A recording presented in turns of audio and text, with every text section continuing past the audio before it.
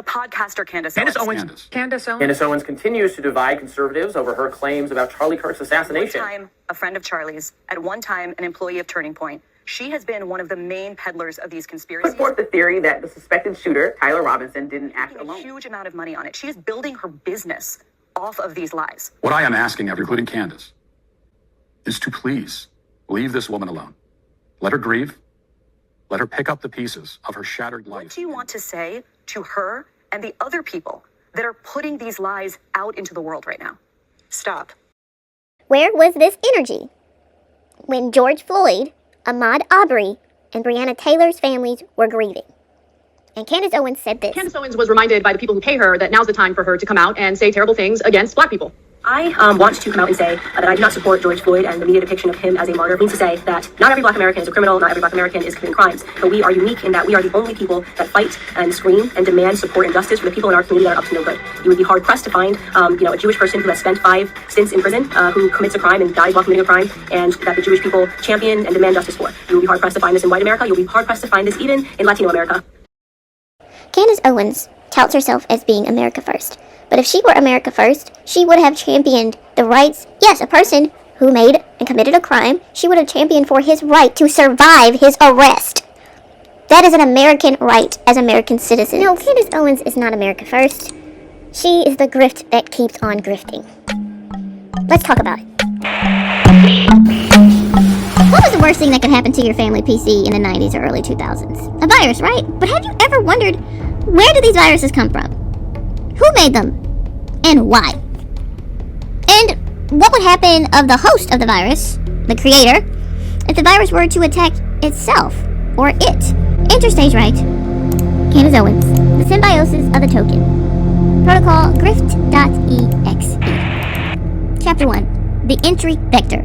Weaponized identity. To understand the organism, we must know the origin story.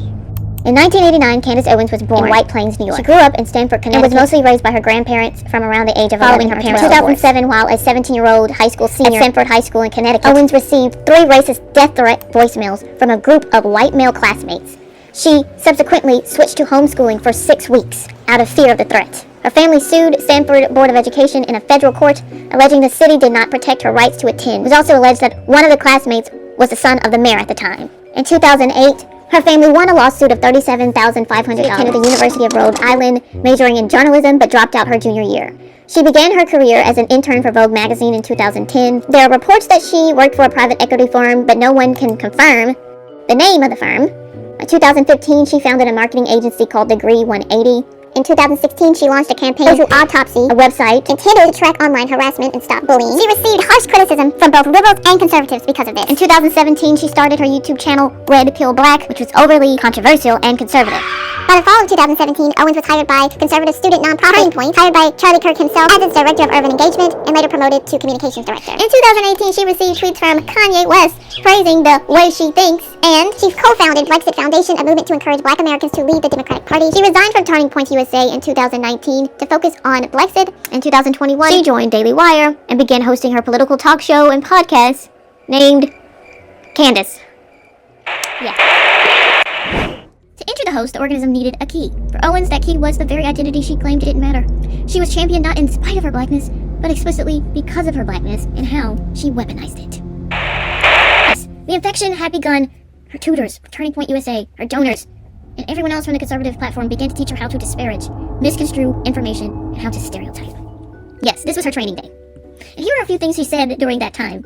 She denied racism, even though herself was a victim of it. White supremacy and white nationalism is not a problem that is harming black America, she said. She denied oppression. America is not a racist country. Stop selling us our own oppression.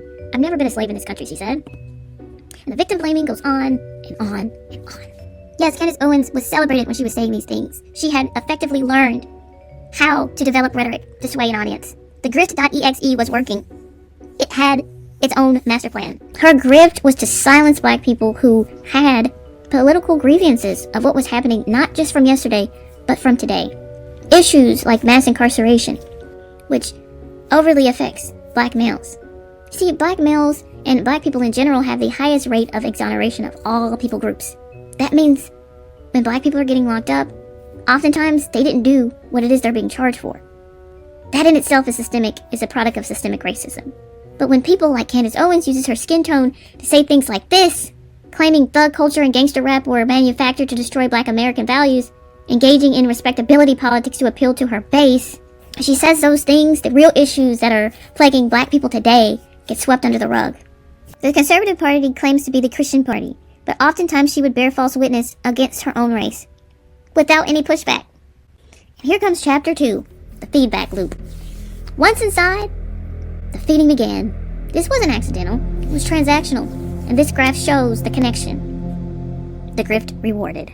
The host, the Conservative Party and right-wing enthusiast, rewarded her for her grift, to the tune of 6 figures for a salary in 2021 and $50,000 to $100,000 per TPUSA event. It was abundantly clear the conservative and right-wing enthusiasts were absolutely pleased by the rhetoric that was being spewed from Mrs. Owens. Although her negative commentary and references to Adolf Hitler landed her in a hearing in front of Congress, she still gained and garnered the support from the Daily Wire that picked her up after her exit from TPUSA. It was all fun and games until she used her grift.exe playbook against a certain community. Yes, this is when the parasite and the virus attack its host. Failure of containment. This time, the grift.exe protocol was working. Before Candace Owens, the Daily Wire pulled in $65 million worth of annual revenue. During her time at the Daily Wire, they brought in $100 to $200 million. Yeah, that's a huge leap. The grift was grifting. No incident is above criticism or coverage, but you must remember, the specific protocols of grift.exe is not just to state the facts, but it is to disparage, misconstrue, or stereotype in order to make its point. You see, this formula and playbook appeals to its base specifically. But what if the virus or the parasite attacks its host that it was once in a symbiotic relationship with? We will discuss that in the next installment of Candace Owens, the Symbiosis of the Token.